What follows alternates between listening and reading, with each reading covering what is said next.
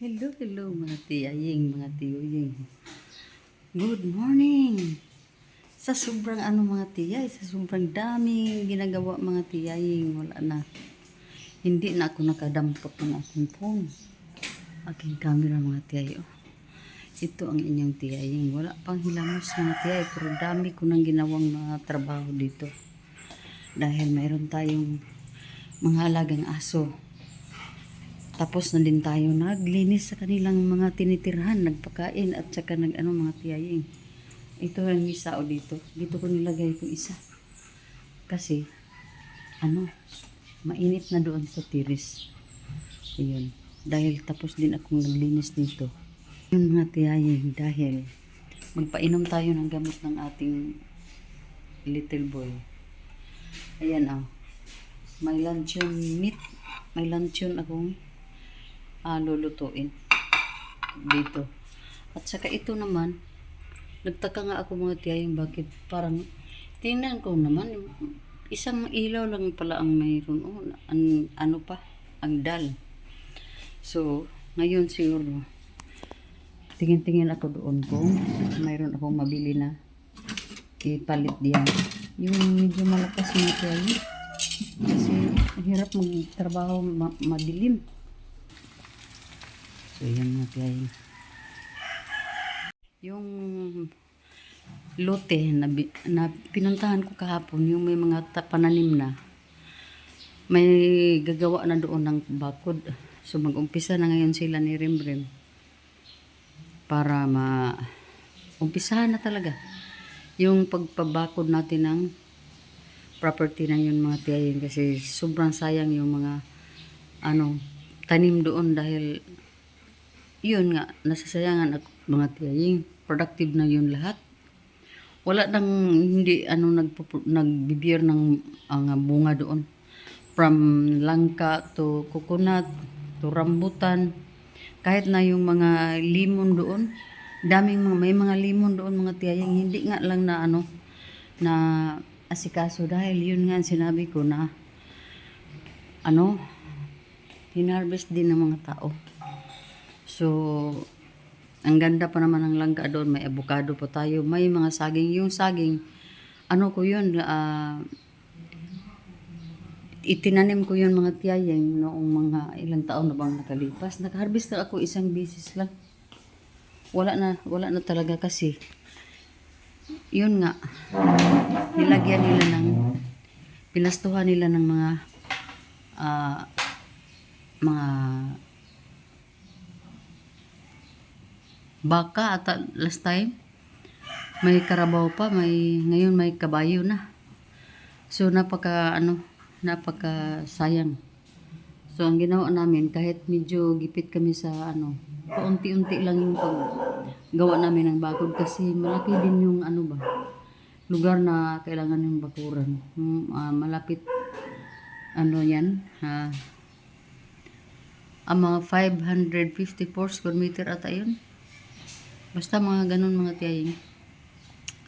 So, pagkatapos ko dito, aalis ako kasi may puntahan pa ako sa AXA.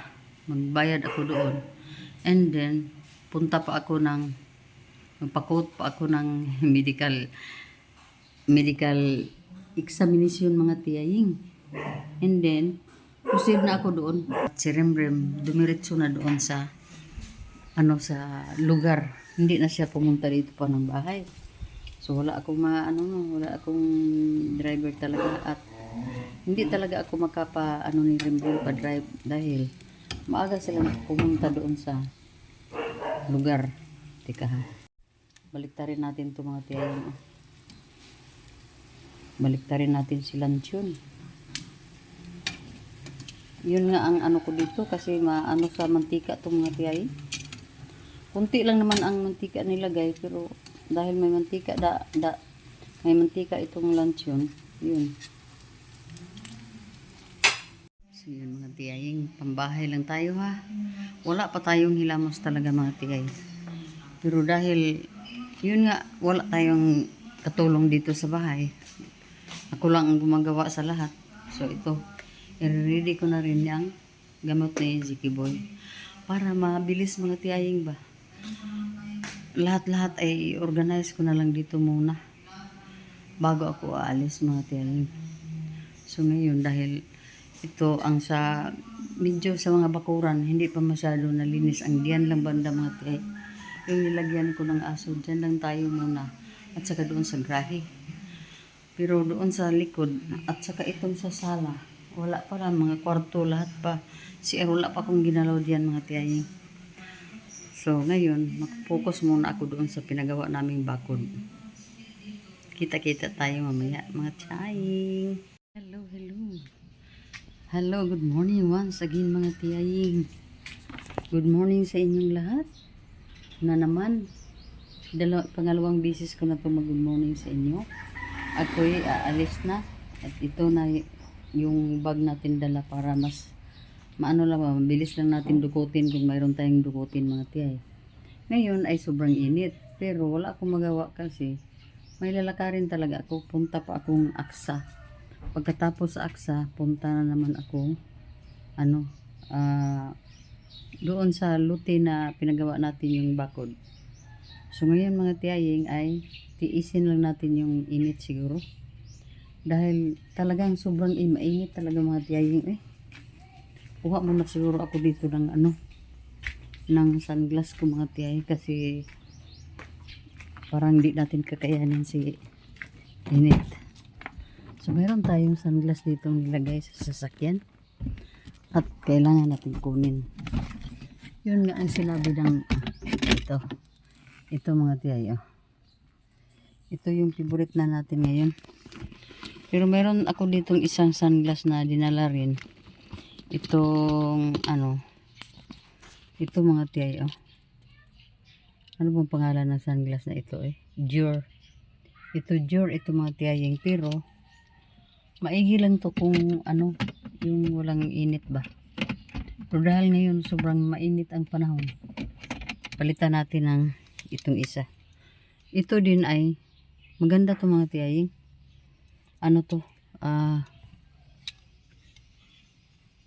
Steve Madden. So tanggalin na natin to para makalakad na tayo mga tiyay, kasi hindi naman tayo pwede hindi tayo mayroon din akong sombrero dala, depensa kasi sobrang init talaga mga tiyay grabe talaga, namumuo ang mga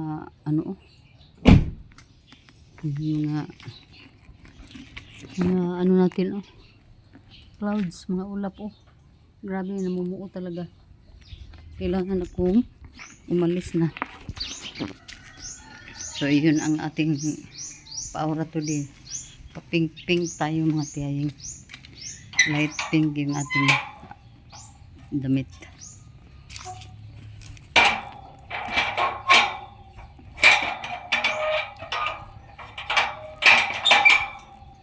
So punta na tayo. Hello mga tiyaying. Dito tayo sa ating terminal Hindi pwedeng hindi natin daanan ito dito. Kasi ito yung favorite spot natin. So proceed tayo doon sa tindahan mga tiyaying dahil magpa-load ako.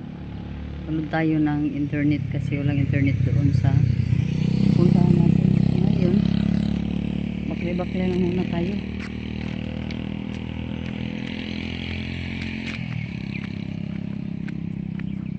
Baklain yung tiyay.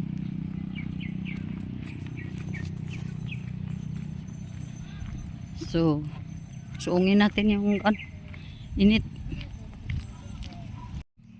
Muna tayo doon sa usog muna tayo doon sa sa landong sa malandong na lugar. Pero merong ng motorila doon.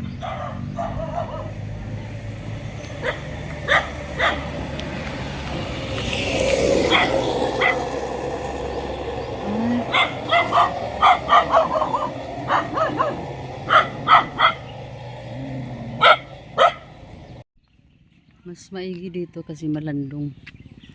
Walang dito, walang init. Ito, nasa ilalim ako ng mga puno ng kahoy. Dito mga tiyaying. So makita na natin doon ang motorila pag may dumaan at pwede na natin tawagin. Kasi yung motorila kanina na dumaan, hindi ko alam kung pupunta yan dito. Baka mamaya pa yun. So, antay-antay na lang tayo mga tiyay kasi wala tayong sasakyang sarili ngayon. Wala tayong walang makapag-drive sa atin. So dito lang muna tayo mag-antay-antay sa hindi naman tayo pwede na sumuong diyan sa mainit na bahagi ng kasi tiyaying na tayo. Maano tayo simba ko ma-heat stroke ta. So mas mabuti na lang yung mag-ingat sa ating mga sarili mga tiyaying. Malaki itong lugar na ito. Dami ng mga puno ng kahoy pero ang problema ng kahoy na ito mauod to mga tiyaying. Bumalik na siguro yung motorila. Yan na. Yan ang mga tiyang. So makasakay tayo dyan. Mayroon na. May bumaba ng motorila. Hindi ko na malayan. Close pala Close pala dito kasi holiday. Ninoy Aquino. Stilan. Baklay na lang tayo doon. Bili tayo ng payong. Magpayong tayo. Hi, hello, good afternoon mga tiyaying and mga tiyuying. Busy na yung dalawa doon Saan ba sila? Saan ba sila? Doon pala sa dulo. So dito tayo mga tiyaying Nag-umpisa na kaming magbutas dito sa lagyan ng mga Tika muna. Yan mga tiyaying Yun, naglagay na kami ng ng butas para sa puste ng ating bakod at hanggang doon sila ay nagbutas pa din sila doon. So medyo madamo itong ating area dahil hindi ito napadamuhan. Mamaya na lang yan ligpitin yung mga damo pag mga tiyaying. Pag medyo malaki na ang magawa namin dito na bakod. So ako naman ay busy lang dito sa sa gilid ng kalsada, dito mismo sa kalsada kasi dito tayo nakapark. Ayan So dito lang ako sa gilid ng kalsada natin. At nakatingin-tingin lang sa mga gumawa ng bakod. So yun mga tiyay ang ating daming mga kahoy doon yun ang view natin. Yun ang view natin dito kasi nandito tayo sa lugar na hindi masyado crowded. Saka ito dito so wala na dito ang kabayo. Andoon na malayo na ang nalagyan ng kabayo. So ito dito nilalagyan talaga ito dito ng mga ng mga hayop. Kaya yung lubi na tanim ni pananim ni Bubong walang bunga na talaga kasi hinat-ngat ng kabayo yun So yun ang dahilan mga tiyay na kahit medyo pigado pa tayo sa mga budget natin pero minamabuti na lang natin na magbakod para masave natin tong mga mga bunga ng ating mga lubi dito. Kasi ang lubi dito ay ilang piraso ba? Ilang kuan ba dito 1, 2, 3, 4, 5, 6, 7, 8, 9, 10, 10. 10 pero labas na yung isang puno mga tiyaying. Nakalabas na sa bakod At saka itong mangga labas na rin kasi ito yung ito yung pinaka boundary. So labas na yung kuan. Pero ito dito banda, ito hanggang dito yung pinarkingan ng sasakyan. Malaki to park kwan ano to, kalsada to mga tiyahing. So ang kalsada is hanggang doon lang sa dulo ng lubi. Doon lang. So walang ibang gagamit ng kalsada na ito. Halos kami lang dito siguro at saka yung dito sa kabila din. Yan. Kung malagyan na yan ng ano mga pamamahay din. Pero sa ngayon, medyo kami lang ang ano dito, gumagamit ng kalsada dito. Wala talagang iba. Ito yung daan namin, oh. So hindi pa klaro ang kung sa daan, pero mayroon yung ano na nakasurvey na yung kalsada. So safe tayo sa ating road kasi surveyed ang road natin mga tiyay. So kung maano na to, kung matapos na itong lagyan ng bakod, baka magpatayo tayo ng kubo dito. At ang kubo natin ay wala namang problema, mayroon naman tayong kuryente dito. Mayroon din tayong tubig dito kasi ang water district ay napakalapit lang, diyan lang, oh. Yung may poste na ano na simento. At mayroon din kaming bomba dito, yung kuan bitaw, yung pump well. Oh, ano ba? Ano bang tawag niyan, eh? Pump. Water pump. Ay, yung manual lang na pump ba? So yun ang mayroon dito kasi napakababa ng water level. So yun mga tiyahing. Ito tayo sa puno ng manggang ito, pero hindi ito sa atin. Na naging common ito. Common itong puno ng niyog na ito. Ito mga tiyahing na niyog. At saka itong puno ng mangga din. Naging common na din siya. Kahit sino siguro makadaan dito, pwede na kumuha diyan. Yan na siguro. So yung dalawa ay busy sila. Busy sila sa paghukay ng kanilang mga Hinog na yaw. Laban na.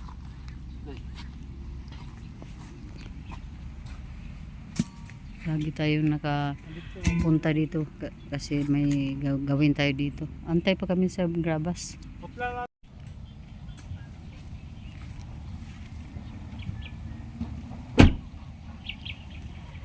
Hello.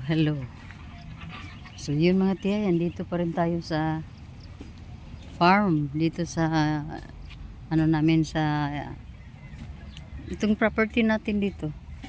Dito pa rin tayo mga tiyahing dahil maano pa ang araw. 1:39 pa, so mamayang alas 4:30 siguro tayo uuwi ng bahay. Wala namang problema kasi mayroon tayong sasakyan dito mga tiyay. So muni-muni lang ako sa lugar na ito mga tiyay kasi gustong gusto ko talaga itong lugar na ito mga tiyahing. Parang ano ba, parang na-freskuhan ako dito, parang very fresh ang lugar na ito mga tiyay. Makikita mo yung mga puno ng mga, makita mo ang mga kawayan na nagsasayawan mga tiyahing. Oh, yun, ang daming mga kawayan dito mga tiyahing. Nasa ano lang yan, gilid ng highway. Saka dito, di ba makita mo yung mga kawayan diyan, oh. Highway na yan dyan. So dahil dito pa tayo dadaan, medyo malayo, pero ewan ko lang kung sa susunod ng mga taon baka itong karsada dito, kasi ito karsada to dito mga tiyahing. Ito is road ito mga tiyay. Baka i-straight na itong road hanggang doon. Di, mayroon tayong shortcut kung punta tayo ng Valencia. Pero kung gusto natin sa 7-Eleven, sa market o sa sa school, dito tayo dadaan. So yun mga tiyahing, ako nakasuot na ako ng cap dahil anytime ako dyan, magpasyal-pasyal ako dyan. Kasi gusto kong sunugin itong mga kwan, ito mga dahon ng kwan ng niyog mga tiyahing, at saka doon dami pa doon. So gusto kong siya ba, itapok ng isang lang mga tiyahing para masunog natin. So hanggang dito pa tayo mga tiyay. Wala lang, hindi naman ako mahilig matulog ng ng tanghali. Kaya ano lang, video-video lang ako. Mintras tanto mayroon pa tayong battery. Baka mamaya maluba tayo, hindi pa tayo maka charge kasi yung yung kuryente nga dito na yun, naputol yun sa yung yung typhoon na dumaan dito mga tiya, yung flooding na dumaan dito. So wala tayong ma-charge ng ating mga phone dito mga tiyaying. So talaga napakaganda talaga ng mga hangin. At dito malamig dito sa ilalim ng niyog, mga ganun mga tiyay. Simpleng buhay, ito ang gusto kong buhay mga tiyaying dito talaga. Gusto ko talaga itong lugar na ito. Kahit naman mas medyo maano tayo dahil may baha minsan din dumaan dito mga tiyay. Pero lang naman, ilang saglit lang yun, ilang minutes lang daw. Kasi lang yun, flashing yun mga tiyaying. So dito tayo mga tiyaying sa puno ng isang kahoy na ito. Dito tayo kasi tingin-tingin din ako sa mga dito mga tiyaying, mga kapaligiran. Dito ito sa bandang likod ng ating ng ating lot. Yan dyan, river na yan dyan yung may puno ng yun ang mag-spill na tubig dito pag malakas talaga ang ulan doon galing sa bukid. So hanggang dito pumasok yun pag malakas talaga. Pero minsan lang yun mangyari dito naman. So ito na yung nila. Nilocate na nila yung mga boundaries dito mga tiyaying. At dahil nawala yung muhon dito, ang ginawa ni Remrem, inano na lang niya in-straight na lang niya yung ito yung kanilang bakod dyan sa isang bahay hanggang dito para maging straight hanggang doon din. So ito magbutas na naman sila, maggawa naman sila ng butas dito para ma-blancy, makwinta kung ilang poste ang namin dito malagay. So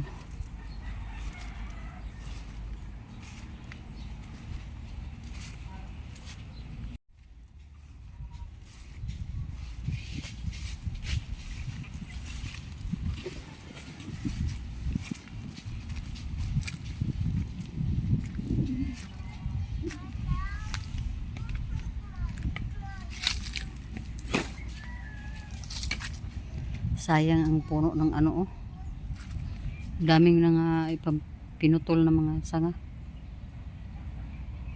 Puno ito ng bunga last time.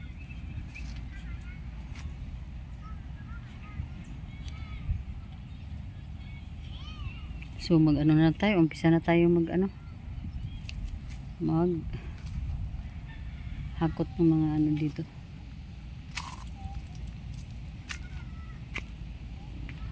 Mga tiyaying.